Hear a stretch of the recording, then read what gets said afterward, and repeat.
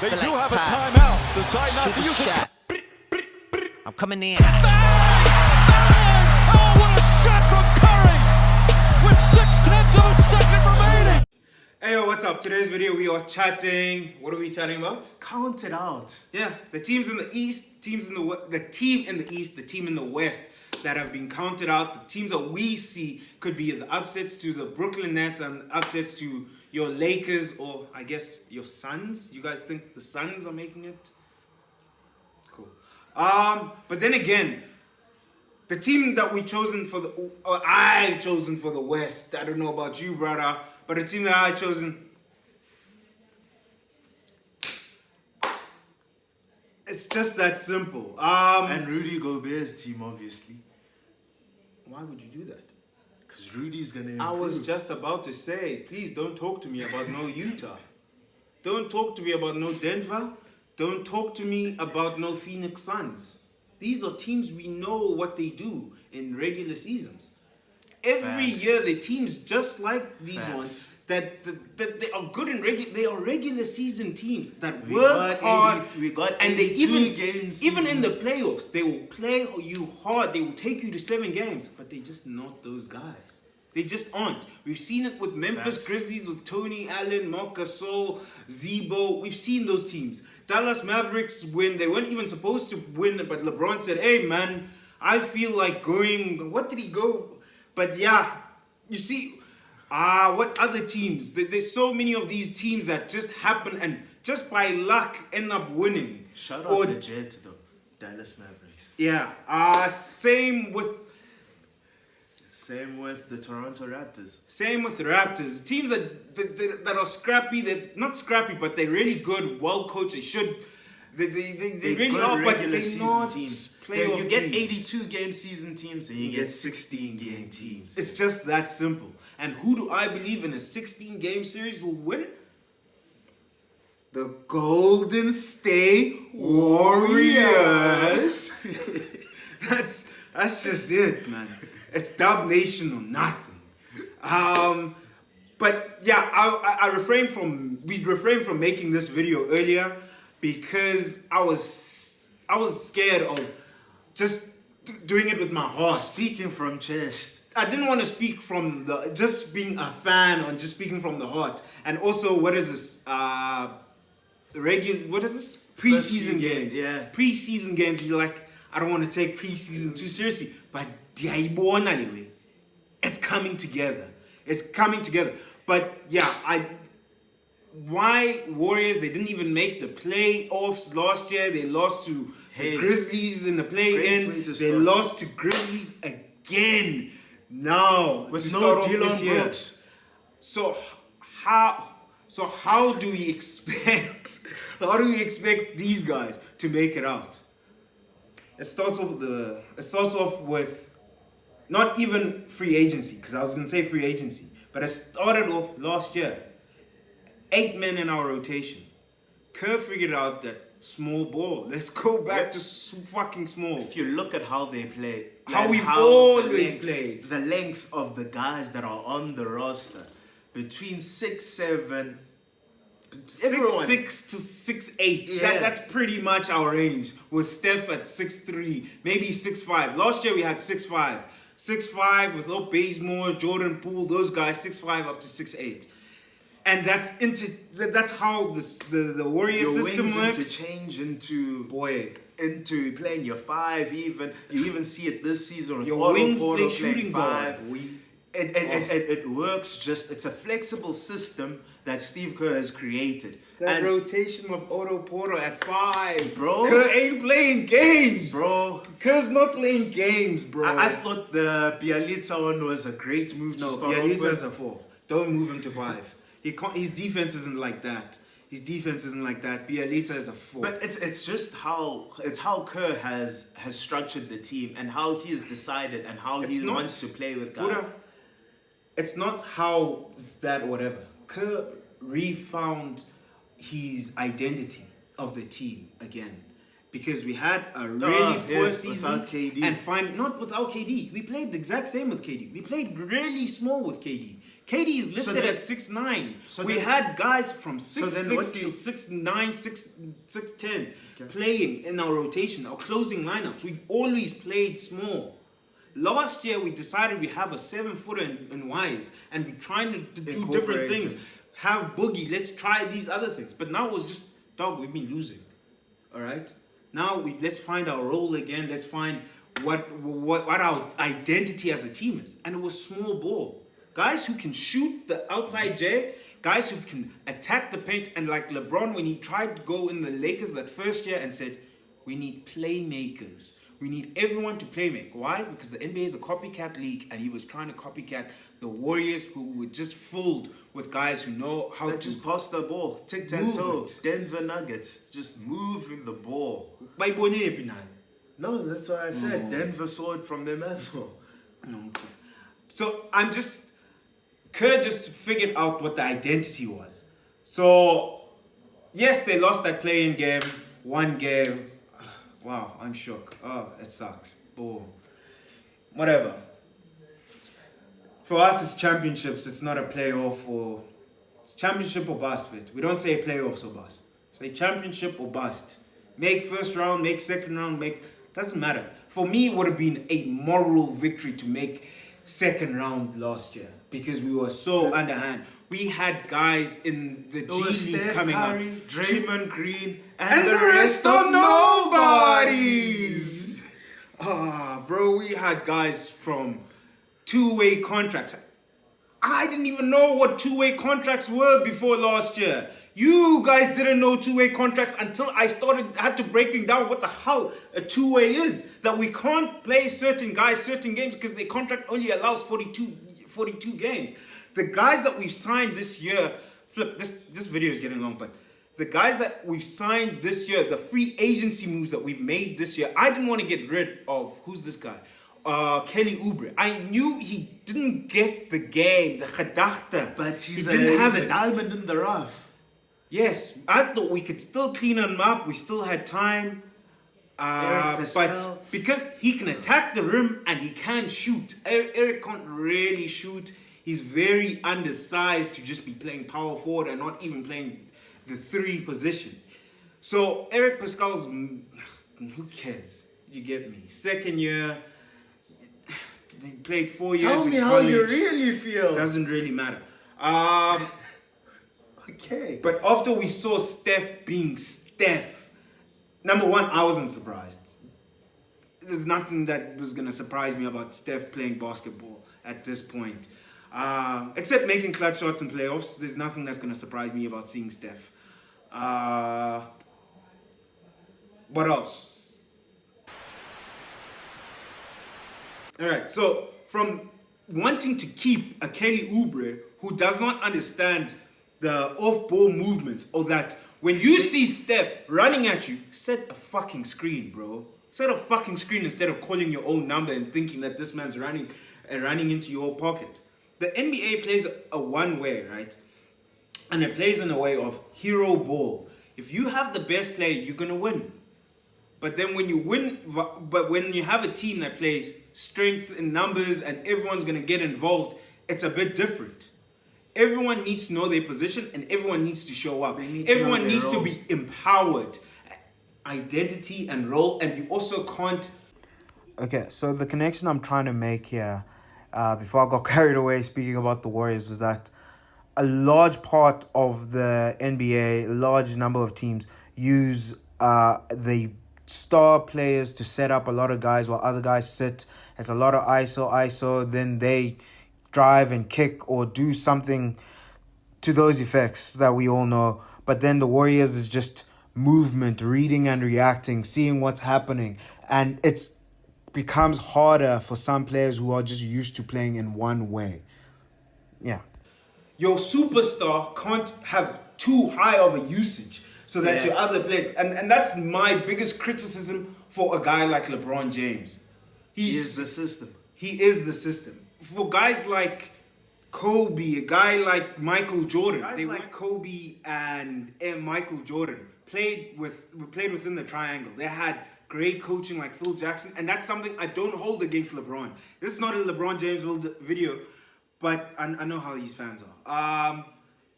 But yeah, MJ did have a stint where he played as the system. Yeah, and and he they got didn't the win. and he got beat. you don't They win that way. waxed him. You don't win that way. You don't win that way. Same with Greg Popovich and the system that he runs for San Antonio Spurs and that. These are serious teams that have great coaching. Dynasties. So, when you talk about the Warriors, for me, is that they come from the hands of Phil Jackson. Steve Kerr comes from the hands of Phil Jackson. Phil. And Greg. And then Wayago Greg still has dinners to this day. Totally basketball, not Greg. To this day, Godin. Silly wine is away, Godini. So I believe in Kerr. I hear a lot of people talk shit about Kerr, and a lot of guys that are Warriors that talk a lot of rubbish about Kerr. Casuals. Boy, Kerr's the truth. Kerr is the answer. Kerr is the guy. He took Greg's and he took Phil's systems, and he just took it to another level, boy. He's been in front offices and working in front offices at the Suns, where dysfunctional organizations, and just went to the Warriors and known what not to do, how things work in winning organizations. He's had such a vast experience in the NBA, and a good one, mainly good. So I believe in the things that Kerr does, and it came into this off season where our GM Bob Myers just did a madness, a heist. So when we talk about guys like Kelly Oubre that I think were great, and we come out with a nigga like Belly, who was gonna shoot the three, who drives a EuroLeague MVP. Otto Porter coming from injuries, just stolen. Now we from hit the a lick. Bulls. Now we hit a lick. That was. We hit a lick. Count this. Late in the season, Otto Porter. We hit a lick. Otto Porter. He's gonna be something. He's gonna do a lot. We hit a lick. I don't know how many times I need to say that. If he stays healthy. The depth in Warriors is mad. And the fact that we are over luxury tax and we aren't paying these guys anything. We're just paying we're still a very top heavy team, and we are paying these guys peanuts is a bit of a mad one still. They decided to not get a 15th man on our roster. They were willing to leave it wide open unless Gary Payton decided, you know what, I'm going to take I don't think he even took the veterans min. I think he's on a two-way. He decided he was up for a real contract. And they're like, nah, man, we can't afford you like that. Avery Bradley, we can't afford you like that. And they decided to pay guys real peanuts to play. And we're still getting good players who want to play within the Warriors. It really is. It really reminds me of of what is this team? Greg Popovich's one. Of the Spurs. And how you have to have done something to guys' minds to willing to take the minimum just to play in your team is a bit mad. It's a bit mad. For Greg. It's very mad. You have Otto Porter who has signed the max before, signing for a vet min. Bailey who had options to go anywhere, and he signed the min. Warriors are your team. 5-1. I don't really believe in records like that. It's just how we play. It's just the style of play, how we playing, how the wins are coming, and we still building. And how the team is gelling. Are we working coherently together, or is it dysfunctional? And that's why how you play is more important. Because sometimes it's not even about building win streaks. It's about knowing what to do right at the end of games. Who's gonna take over? It's small things like that you need to look at in terms of, are we progressing? Do we know what it's going to take to be in the playoffs? Because we hear teams nowadays crying that regular season don't matter. Bro, regular season matters. Bro, regular season matters for most teams.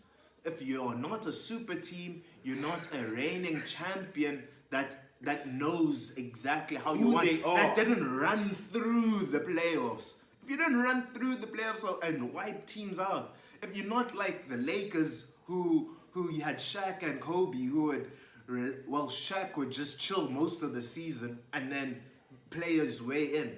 And by the off season, he's ready. And then he knows. For those teams, regular season don't matter. But if you really need to still work out certain kinks, yeah. regular season's for that. And it's really exciting. Regular season's really exciting. I'm not missing one game of the 82 for Warriors. I said it in the beginning. Regular season matters for our team. Preseason matters for us. It really matters. How we play and the things that we learn and the development and the steps that we take, they matter. They matter a whole lot. You guys get confused about certain teams that it doesn't matter for. That teams that don't have to get out for the regular season. That don't care for getting better because, hey man, even our very good is better than the second best team. We don't have to get out for you. So if you are mistaken that and saying regular season don't look at it. Actually look. But yeah, I'm tired of speaking about Warriors. You guys should know what's up. We back.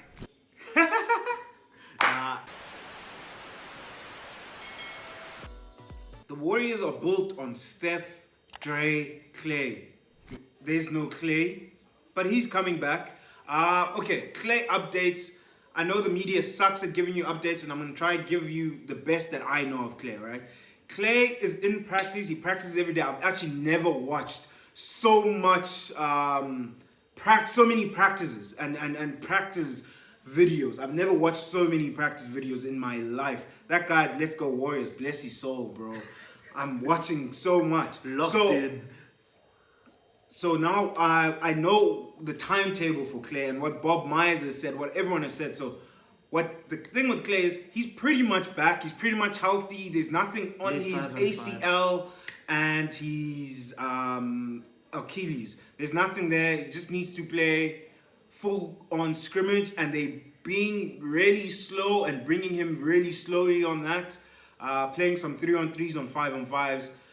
But he should be done right now in end of November. He should be starting to play mid-November. He should be starting to scrimmage mid-November, and then December he should be ready. But I know they're going to play on the conservative side. Maybe send him to G League. Send him to the G League to get his pace up a bit. He should be ready if we're not being conservative and the way that I want as a fan. Mid-December. He should be done before, what is this? Christmas. Before Christmas. But we know how people are. He's got two injuries, both career-ending kind of stuff. Yeah, we get it, you conservative fucks. He's not gonna play. He'll probably only play January. But actually, when he is gonna be ready and the time of it will end up being in his hands. He'll actually have to say, yo, guys, I want to play. And it's going to be up to him, but we're also going to try to protect Clay from Clay. Draymond,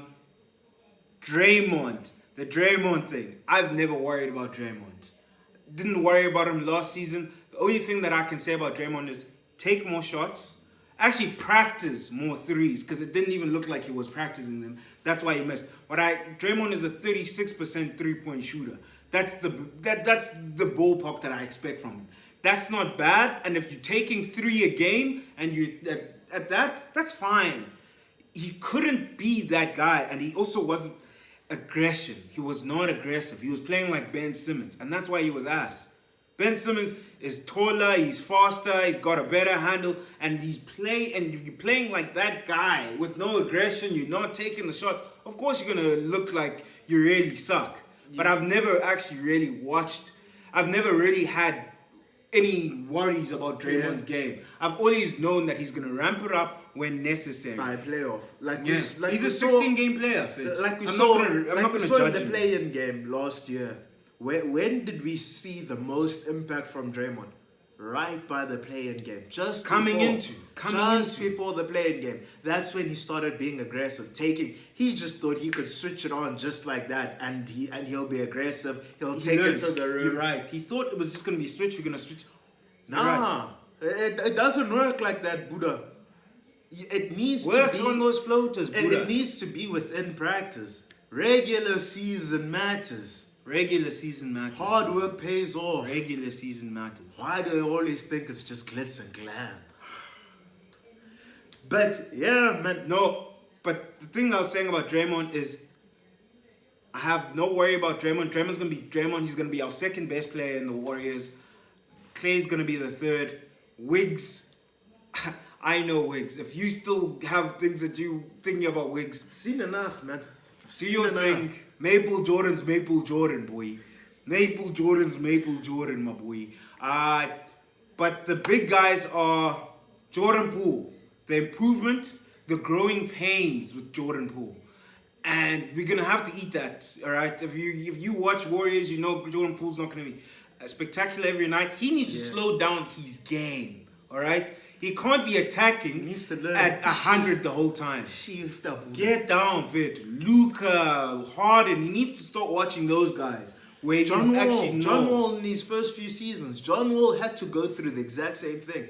He goes at 100 miles an hour. Because you're used to being so fast. Yes, You're you used to- beat through people. Darren Fox has gone through the exact same thing. Really fast players Slow go it through down. this thing. Slow it down. Your best attribute is actually agility. Beating people with your acceleration, rather than thinking that you're just gonna be faster than them at all the time.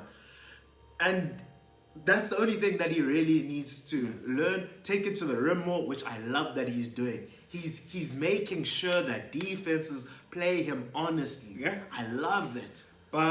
What else? Okay, this is getting long. Last two. Wiseman.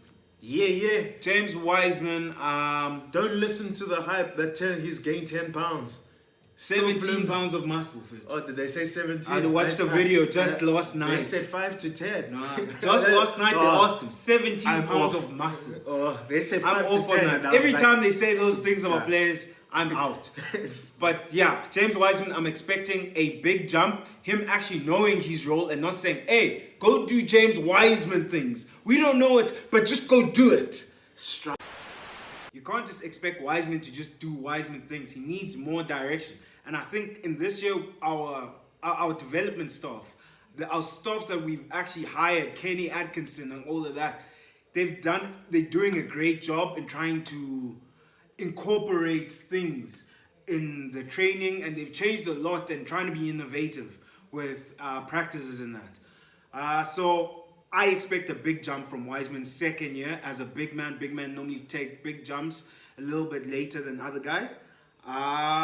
Who else? JK, I actually have no idea what to think. Jonathan Kaminga. Yeah, there's a lot in my heart. I first said, nah, there's nothing there. But I'm believing in JK. Diamond in the rough. I'm believing in Kaminga. But yeah, I want to see it, and I think he's going to help. Same with Moses Moody. He's going to translate well in the league. Moses Moody is going to translate He's on the very two-way, eh? well. No, he's a rookie. He's on a rookie contract. Oh, He's a lottery. He's getting the money. He's getting the money. But they said they're going to play him like a vet and stuff. That's why I thought like that. Yeah.